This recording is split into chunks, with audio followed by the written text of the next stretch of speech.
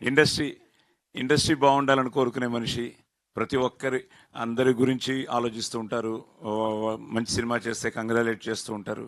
నాతో పోలీస్ స్టోరీనిచ్చి ఆయనతో నా ట్రావెల్ ఉంది.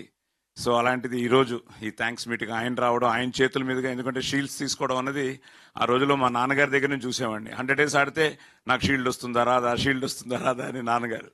ఆ తర్వాత పోలీస్ స్టోరీ ఫంక్షన్కి ఎంత ఆనందపడ్డారంటే, బాబు నువ్వు హీరోగా షీల్డ్ తీసుకున్నావురా అని.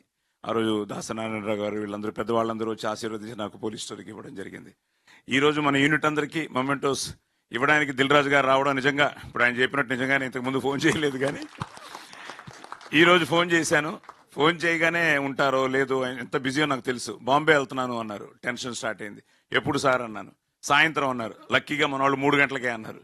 సార్ 3 గంటలకే సార్, మీరు వచ్చి షీల్డ్స్ ఇచ్చి ఒక బాబుని ఆశీర్వదించి టీంని అభినందించి మీరు బాంబే వెళ్ళండి సార్ అడగగానే వచ్చినందుకు ఫస్ట్ మనం అందరం కలిసి దిల్ రాజు గారికి పెద్ద